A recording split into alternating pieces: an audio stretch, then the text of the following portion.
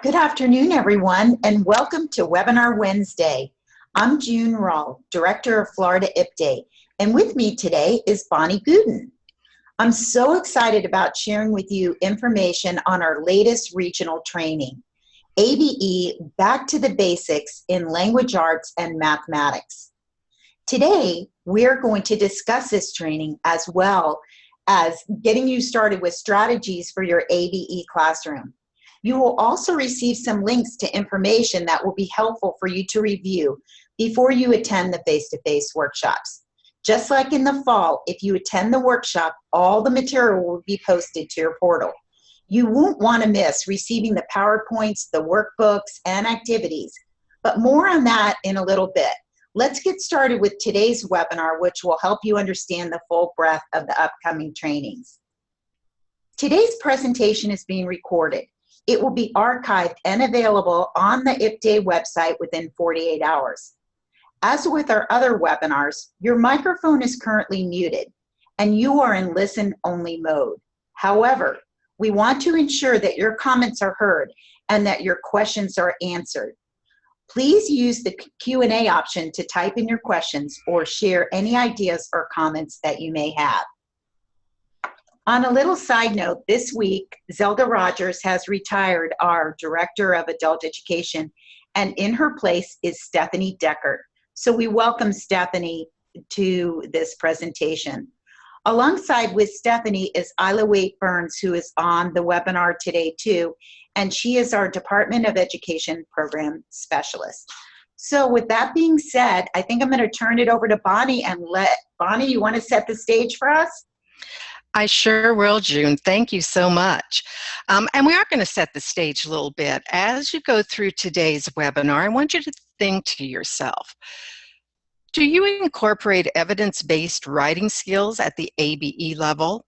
We all know how important it is to put it into that GED prep level, but it really needs to begin much, much lower. I want to ask you, do your students have problems with reading comprehension?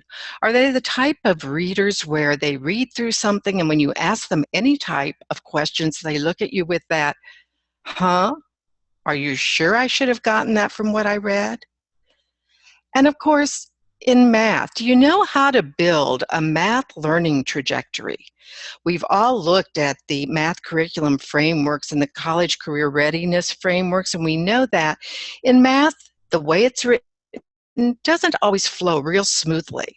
So do each of us know how to build that trajectory that will take students in those different mathematical domains from a beginning to, of course, a conclusion? Well, if those questions sound familiar and are questions that you have asked yourself, this training is going to be for you. The field has said loud and clear that many of our students are adult basic education. So what is IPDAE going to provide for us? And what we're going to provide this fall, or this spring, sorry, is an introduction to ABE, getting back to the basics in language arts and math. It's going to be a workshop series that not only will provide you with strategies and activities in the area of reading comprehension and evidence-based writing, but it's also going to talk about math trajectories, a great way to not only better understand the learning progressions of ABE math standards, but also how to integrate career assessment tools. With WIOA right here and now, we know how important career is to our adult ed programs. So, in today's webinar, we're going to talk a little bit about that new workshop, but even more importantly, the actual PD series that we're going to be presenting. We're going to set the stage for the areas of reading, evidence-based writing, and math learning trajectories. And we're going to give you some background information on the basics so that when you do come to the workshop, you have that basic understanding of where we're going to head. As June said, there's going to be lots and lots of things you're going to get. We found from this fall that many of you go back to your locations and you provide some professional development to your peers, because not everyone can always come to a workshop. So what you're going to receive from this workshop are 2 interactive PowerPoint presentations that you can take back and use either in your classroom with your students. If there's some slides there, you go, I really need this. Or if you're the person that has to go back and give a professional development session. You're also going to get workbooks, some tools for your classroom, some activities and strategies that you can take back immediately. And those strategies and activities are aligned with our ABE standards in the state of Florida. You're also going to get some graphic organizers and some technology tips, as well as those math standards by domain, something that's going to be so much clearer to you as you look at how to teach those areas of math. And of course, like every workshop that we try to do, you're going to have a lot of opportunity for networking, not only with folks from your own district, college, or CBO, but also with folks everywhere else in the state. And we know that sometimes it's difficult to sign up for something that's too far away. So we want you to know that this particular training is being held in lots of different areas of Florida, everywhere from Brevard to Palm Beach to Collier to Alachua to Pinellas to St. John's to Leon to Escambia, Broward, and then ending in May at St. Lucie for anyone who finds that they just weren't able to get to one of those workshops. So that's a quick introduction to training dates, locations, and what you're going to receive as far as materials. And at the end of today, we'll show you how you do sign up and register, because just know, like many workshops, there is a need to get registered early so you get your spot. But for a moment, I want to just take you into ABE curriculum and a quick preview of what kinds of things you need to know and what kinds of things are available for you out there on the IPDAE website. We all know that the Florida ABE College and Career Readiness Standards have been with us for a while, and yet we know that many of us are new to the field of adult education, and so it may be one of those areas when someone says Florida Curriculum Frameworks for ABE, College and Career Readiness Standards, what in the world are you talking about? On the IPDAE website, there are very short e-trainings for you to take a look at and get involved in what these look like. So when you come into the workshop, you already know what those standards look like, what the focus of the standards, what the level of depth is. This is one of the areas that June and I have talked sometimes is not used as much as we'd like to see, because it is such a great resource for each and every one of you. And although we're focusing on the ABE part of the e-trainings, realize there's also a whole segment on GED Prep. But what we love about these types of online learning tools is that you can go into e-trainings anywhere, anytime, and as you're going through them, let's say you only have 5 minutes to try and learn a little more about, oh gosh, what do those math standards look like, or where do they come from? What kinds of standards do we have in reading and writing and language arts? Well, bottom line is you can go there, you spend 5 minutes, you can go back to it the next day. It gives you a great understanding of what's happening. Want to know more on how to get into them? Well, if you've never accessed an e-training, all you have to do is go to Florida IPDAE, click on e-trainings, and there's a short tutorial that you can watch. And once you've watched that, you're going to know exactly how to log into your portal and select the e-training and begin. I'm going to show you just a few moments of the introduction of getting to know the IPDAE Training Center, because if you've not seen this tutorial, it provides a lot of great materials. So when you download this particular PowerPoint, if you haven't already, you're going to actually have the link. But there again, you don't need to have the link. You can just go to Florida IPDAE, click on e-trainings, and watch the tutorial for there. But lights, camera, action. Let's just watch a little bit so you know what you're looking at.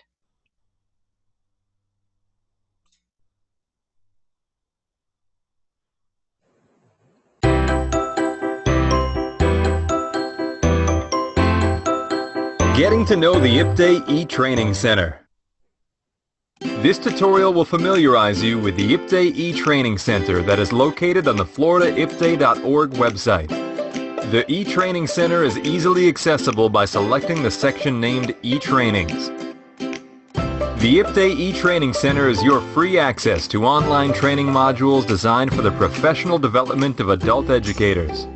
The modules are self-paced and generally can take as little as 30 minutes each to complete. To access the training catalog, you must first log in via your IPDAE portal account. If you do not have an IPDAE portal account, choose the Register Now option to create a free account first. To proceed, enter your account email address, your account password, and select Login. You are now presented with the training catalog and your choice of modules. Depending on your activity, you may see modules that indicate Play, which means this module was started and is in progress. Completed. This reflects that a module has been successfully finished. And Enroll, which means a module has not yet been started. To start a new module, simply select Enroll on your module of choice. To enroll, you are presented with the description and the option to subscribe.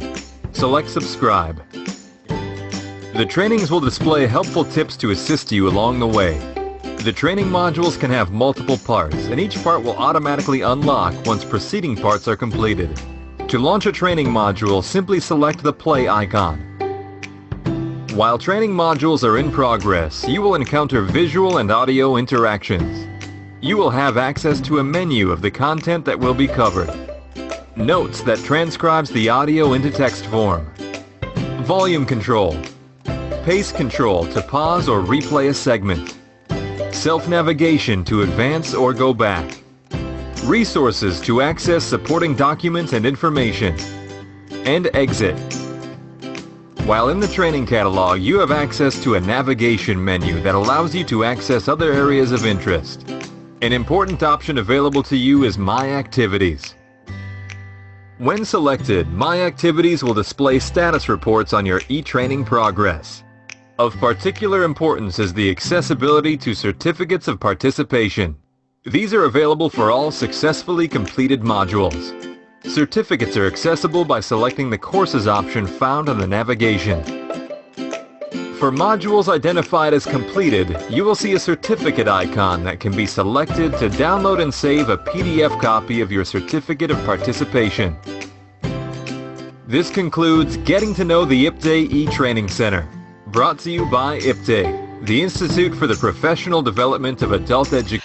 Okay, I think you got a feel for this wonderful tool that you can have available to you. And why is it important?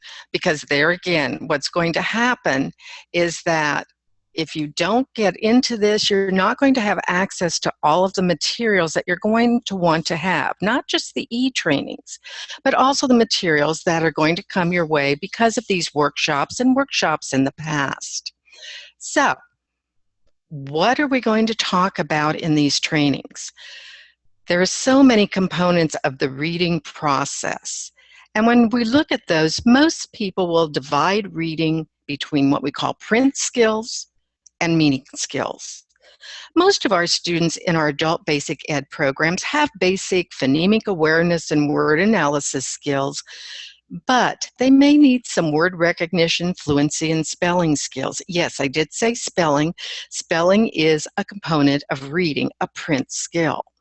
But there again, many of those things from phonemic awareness through probably word recognition are very low-level ABE types of skills.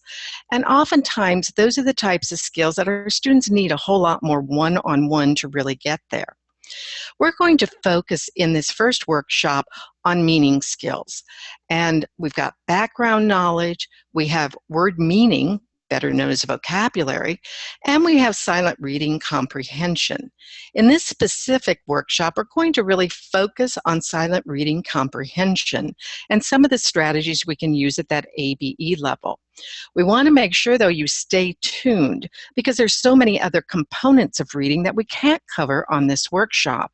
So what IPDAE is going to do is provide some webinars this year and next that focus on the different components of reading. Stay tuned for later this spring when we'll hit a webinar on vocabulary. How do you teach those word lists in your adult basic ed classroom? I know, most of us are not reading teachers. So where do we go to get information? Because oftentimes the type of tools we have for reading in our classroom are not a whole lot of information or research on assessment. In fact, most of our assessment tools that we use for NRS do give reading tests, but they don't give us enough information. So if you've never been out to the LINK site, Literacy Information and Communication System, this is one resource that you may want to go to before the workshop just so that you know what's available. The Assessment Strategies and Reading Profiles, better known as ASRP, will provide you with additional information about the components of reading. Again, most of us did not train as reading specialists, even though all of us have to teach reading.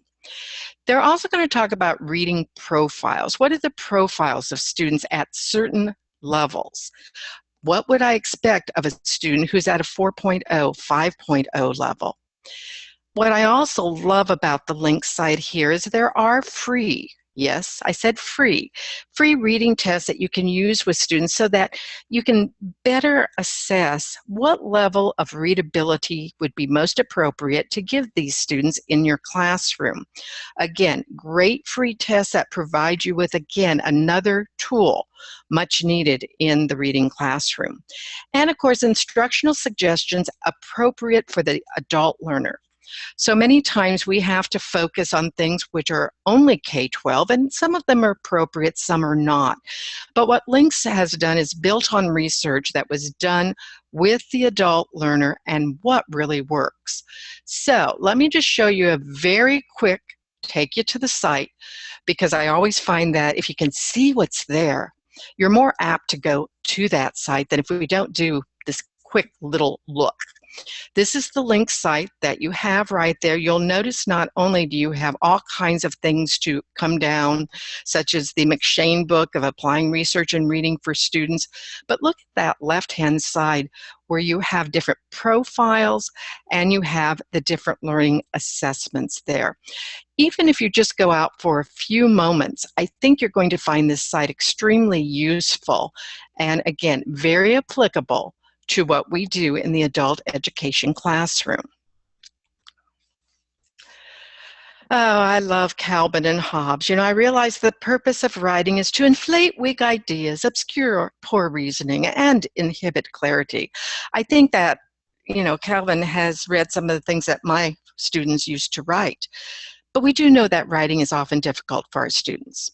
They may lack the processes and strategies they need.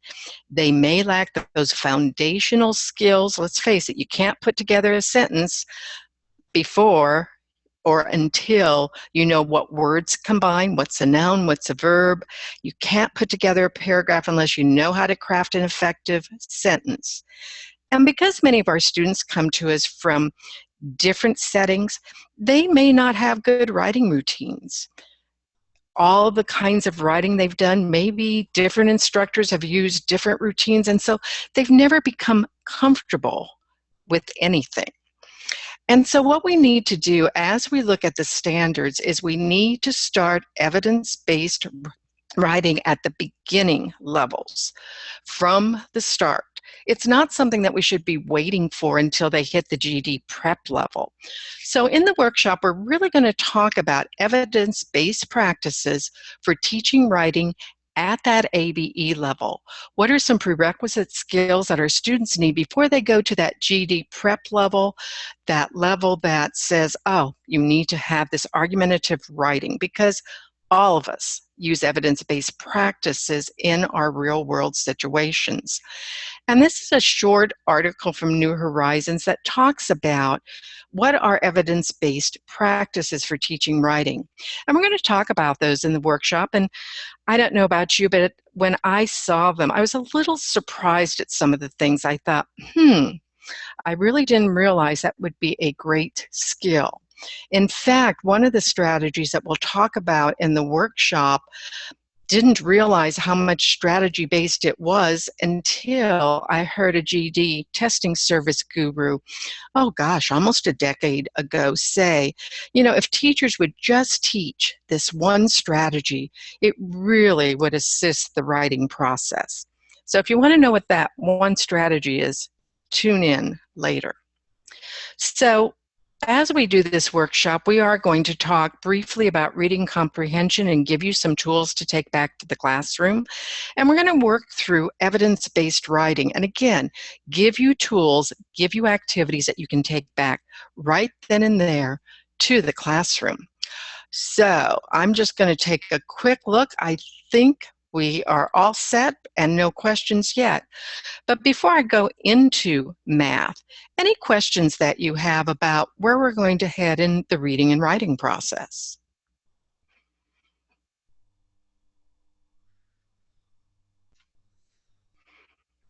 And June, I'm not sure whether I've taken them aback or we just have a very quiet group today.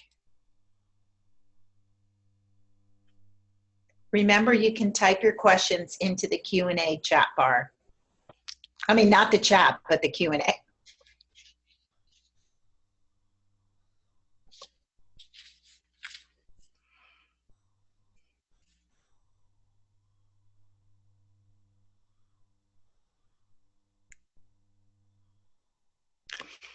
Then June, let's head on into math. This is a full day workshop, so as much as my co-developer, Ron Cruz, wanted to put everything into this workshop, we both had to say, all right, we need to just hit some basics. And so that's really what we have done. And it looks like we have one chat from Josephine, and I will have Joseph deal with that. So Josephine, hold on, and our webmaster will be with you. So as Ron was looking at some of the items to do a beginning stage math training, what he heard from all of you last year when he was doing some of the math trainings were comments like this. You wondered where you should start in math because all of these domains work together in many ways, and the way the standards are written, it's almost like, okay, how do I deal with these domains? Do I teach one domain one day and one domain the next day? Where in the world is the beginning and the end? What's the structure? I mean, I have lots of math materials, but where do I start? Where do I go next? And how am I going to get there? And of course, even more importantly, how do I identify the transitions between those levels? What should I be looking at ABE 1 and 2 versus ABE 3 and 4 Adult Basic Ed? In fact, many of us had a little bit of a shock when the GED test came through, finding that some of the skills that we all know our students have such difficulty with were not GED prep skills, but were mid-level Adult Basic Ed skills. You know as well as I do, if I went in and did a workshop, or if you asked your fellow teachers, what are some of the problems that your students have in math? The very first one, fractions. Or for some of them, even as low as multiplication and division. Definitely not GED prep skills, even though we're going to use those skills there. Not even higher end Adult Basic Ed skills, although there again we're going to use them. So we need to have a better understanding of how we identify those transitions so that as we teach math, we not only teach it well, but we teach it in the appropriate manner rather than just at, for quite honestly, the beginning of one book and then going the next step.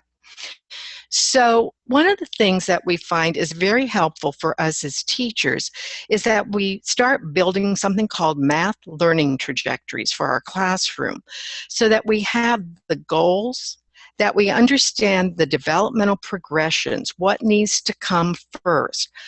I can't learn to add if I don't know how to count or what that amount is. you know as well as I do, you wouldn't even think of starting students with multiplication, which is repeated addition, before they had mastered the process of addition. So we need to better understand those developmental progressions. And I'm going to be the first to tell you, the first time that I looked at those college and career readiness standards from OVE in the area of math, I just shook my head and said, where in the world do I begin? This just seems so daunting to me. And the other thing we need to have are mathematical tasks that promote learning, but also show our students the whys of math.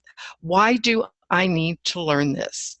I've been working on a webinar in the area of functions, and mathematical functions, although it sounds high level, are something we use every day in our life. And so when we can take those tasks to promote learning in a contextualized fashion, it really works a whole lot better for our students.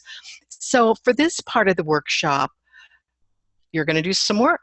You're going to work with groups so that you can actually build some trajectories for each of those domains, so that as you go back into your own classroom, you better understand how math will need to progress if you're going to use this framework well. One of the experts on math trajectories is a gentleman by the name of Doug Clemmensen, and Dr. Clemmensen has been in the field of math and in the field of education for many years. On your PowerPoint, you have a short video where he talks about the importance of math trajectories and why, as an instructor, it will be real important that we understand that. It's truly a scope and sequence, or a scaffolding of instruction, something that is extremely important. So the workshop will focus on this, and I think you're going to find it extremely interesting.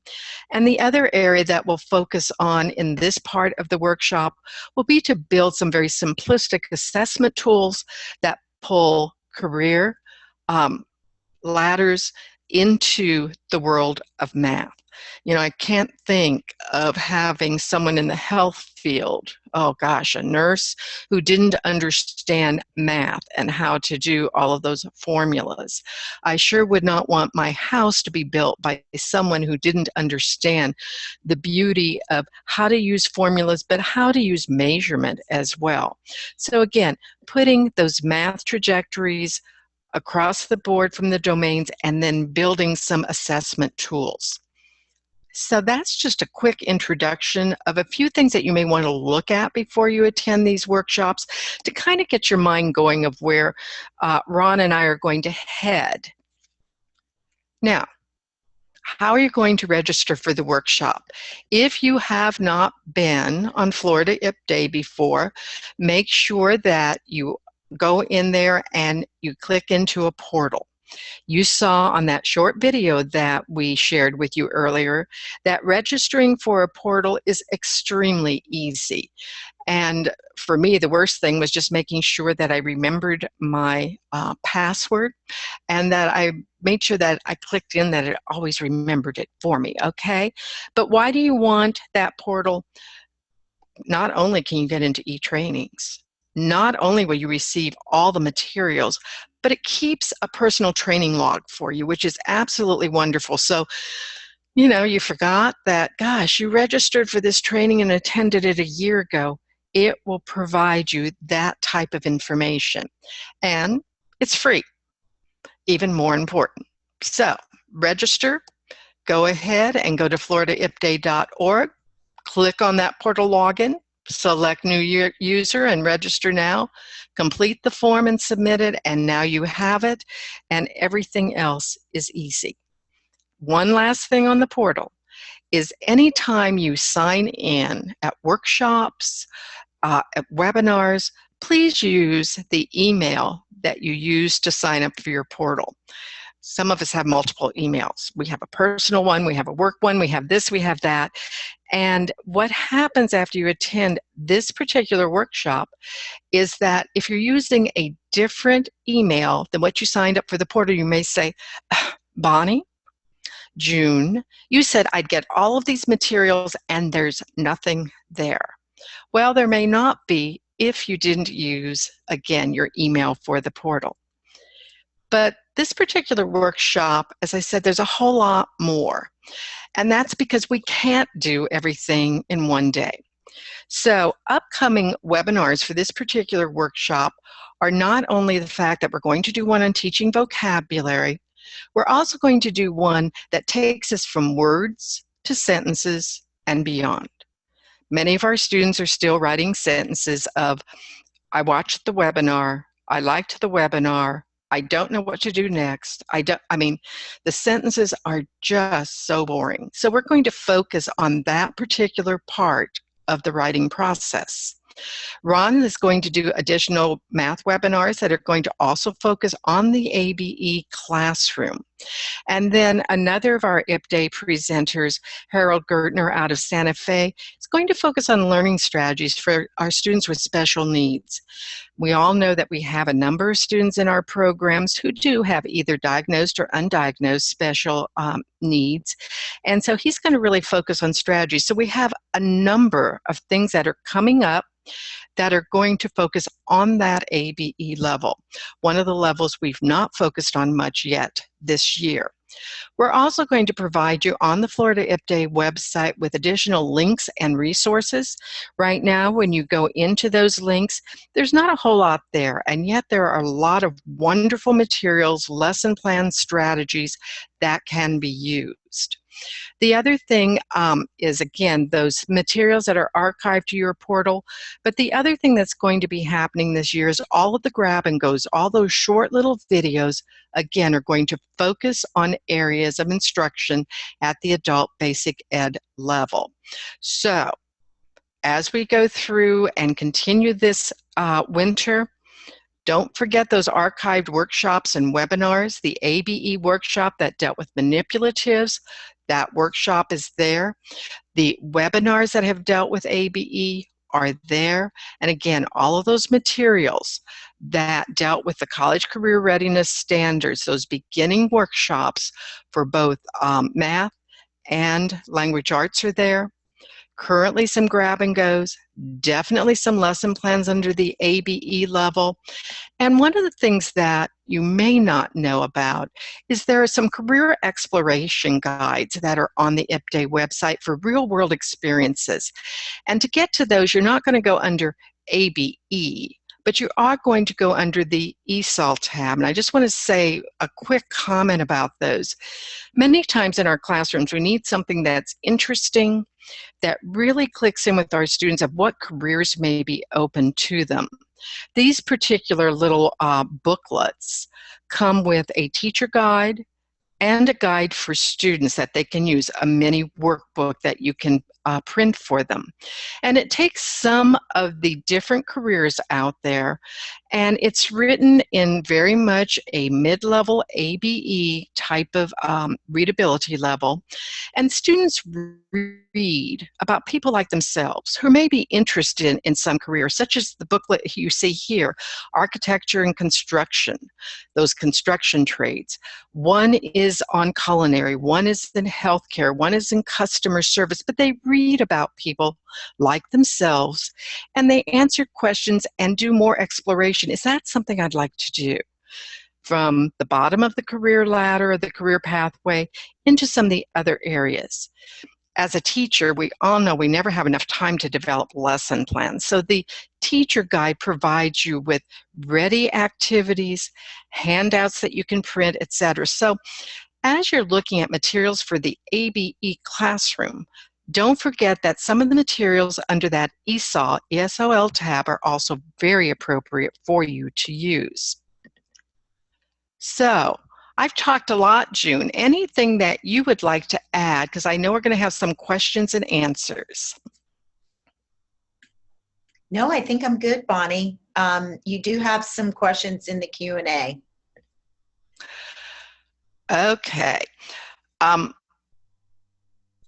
one of the questions that we have from Jacqueline is, how would one incorporate phonemic awareness in the curriculum? And that's an excellent question, because phonemic awareness, phonics, etc., are a very base level skill. And until students can actually decode words, they really can't go that next step of understanding. And so with phonemic awareness, that really requires, the old, and I say the old type of basal reader type of approach. The good news is we have new materials that don't require, and this will date me, the Dick and Jane kind of thing that we had. Instead, we now have materials through some of our publishers that take students from that beginning level. Also, our literacy volunteers and tutors have many of those type of base level skills. So if you're going to incorporate phonemic awareness in the curriculum, this is really what happens at those lowest level.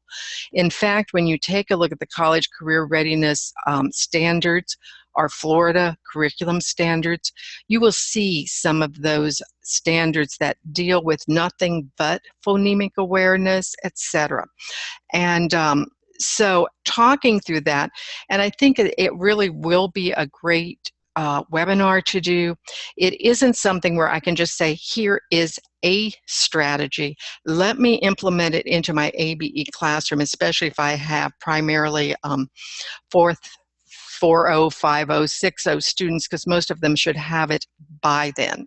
But there again, it is a whole system of teaching first sounds, then blends, and going from there. So very much so. And Jacqueline, you do have my email. If there's some materials you'd be interested in, I'll be glad to share those.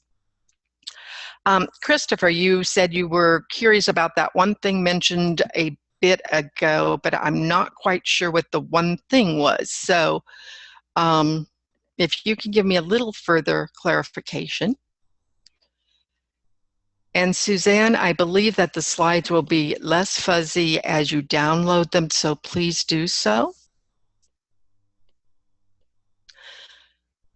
And while I'm waiting for Gordon, I'm going to answer. Lisa, you can sign up for the event wherever. Alachua, I know, is where you're asking, by going into floridaipday.org, and you will see all of the events.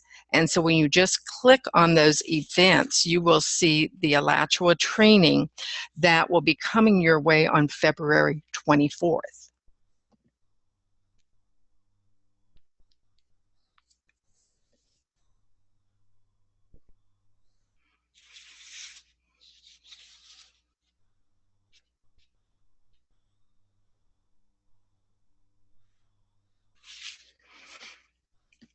And June, do you see any other questions? No, I think we're good. So if you think of other questions that you'd like to ask, you can always contact us through Florida IPDAE on the contact us button. And we do have, Christopher, thank you so much. It said, I mentioned a speaker 10 years ago who gave me a hint on the one thing that would help. And the gentleman was the language arts guru for GED testing service. And so we're talking about the 2002 test. And he said if all teachers would teach effective sentence combining, that it would assist the writing process. He says too many of our teachers, and again, he was a classroom instructor who then built his skills, became a language arts prof, and then went to GED testing service. His comment was so many of our books at the GED level or high level ABE focus so much on a formula for a paragraph that they forget that it's effective sentences. Sentences that use all of the different types of revision processes that work best. And we are going to give you some strategies for sentence combining, because being able to combine sentences effectively at the ABE level not only provides better fluency to the writing, but also provides students with a great opportunity to begin the revision process. And that's something we all know that our students don't really like to do, and that is revise. I always laughingly say that those of us in the classroom are much better at revising and editing than our students are, because what do? They write something, they say, "Teacher, what do you think?" And we take a good look at it and go, "Well, you know, if you would just do this, this, and this." In fact, we are indeed the hardest working people, anywhere. So that is a very interesting thing, and thank you for the question. We hope you like the strategies. Other questions from anyone?